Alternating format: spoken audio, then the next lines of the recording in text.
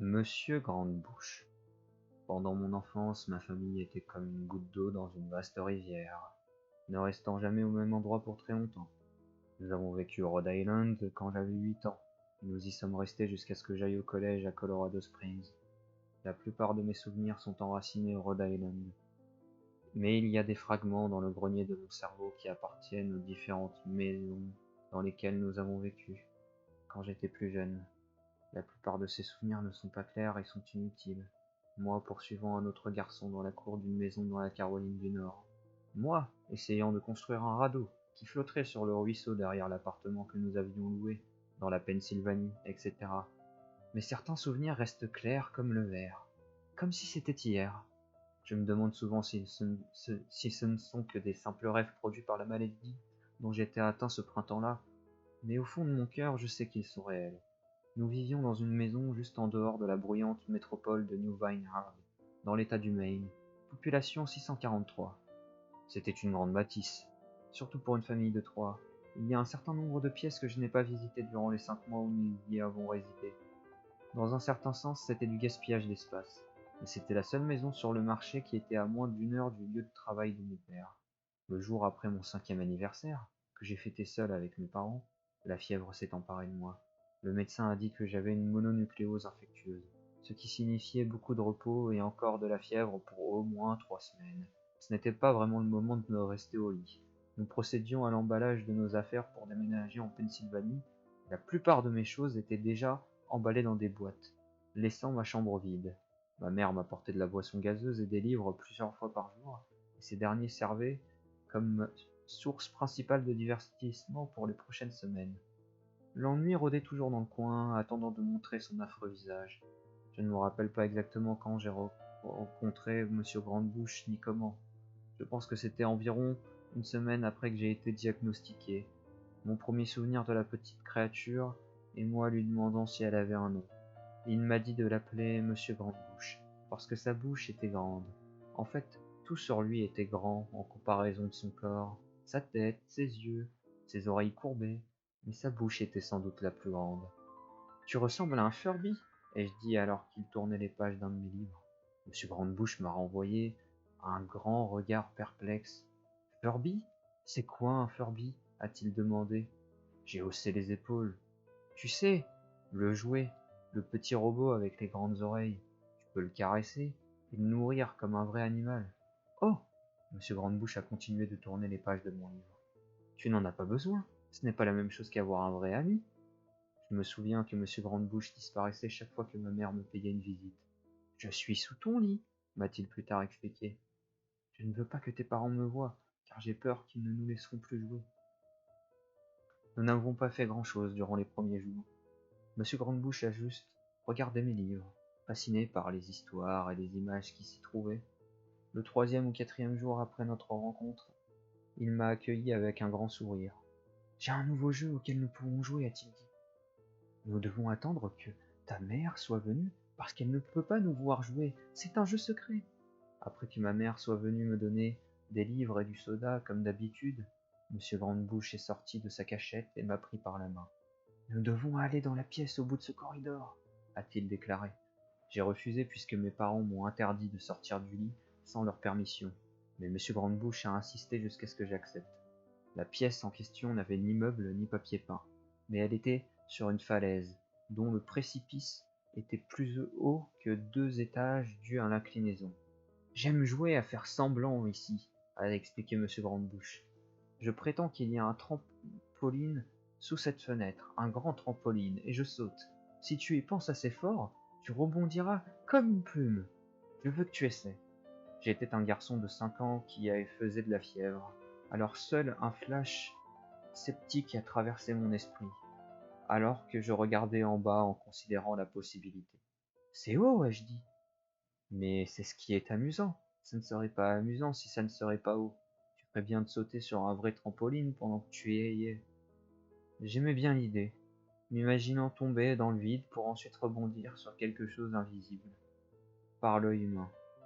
Mais le réaliste en moi a pris le dessus. Peut-être une autre fois, ai-je dit. Je ne sais pas si j'ai assez d'imagination, je pourrais me faire mal. Le visage de Monsieur Grandebouche a pris une allure féroce. mais seulement pendant un instant. La colère a laissé place à la déception. Si tu le dis, a-t-il soufflé. Il a passé le restant de la journée sous mon lit, silencieux comme une souris. Le matin suivant, M. Grandebouche est arrivé en tenant une petite boîte. Je veux t'enseigner à jongler, a-t-il annoncé. Voici quelques trucs avec lesquels tu peux t'entraîner avant que je te donne des leçons. J'ai regardé dans la boîte, elle était pleine de couteaux. Mes parents vont me tuer, ai-je crié, horrifié que M. Grandebouche ait apporté des couteaux dans ma chambre. Objet que mes parents ne me laisseraient jamais toucher. Je recevrais une fessée et il serait puni pour un an. M. Grandebouche a froncé les sourcils. C'est amusant de jongler avec. Je veux que tu essaies. J'ai repoussé la boîte. Je ne peux pas, j'aurai des problèmes. Les couteaux sont trop dangereux pour être simplement lancés dans les airs. M. Grandebouche a froncé des sourcils de plus belle. Il a pris la boîte de couteaux et s'est glissé sous mon lit, et y est resté toute la journée. J'ai commencé à me demander combien de temps il restait, juste là, sous moi. J'ai ensuite commencé à avoir de la difficulté à dormir. M. Grandebouche me réveillait souvent la nuit, disant qu'il avait mis un vrai trampoline sous la fenêtre. Un grand, un que je ne pouvais pas voir dans la noirceur. Je refusais toujours et essayais de me rendormir, mais M. Grandebouche insistait. Parfois il restait près de moi, jusqu'à tôt le matin, m'encourageant à sauter. Ce n'était plus amusant de jouer avec lui. Ma mère est venue un matin pour me dire que j'avais la permission de sortir, me promener à l'extérieur autour de la maison. Elle a pensé qu'un peu d'air frais me ferait du bien. Surtout après avoir été confiné dans ma chambre pour si longtemps.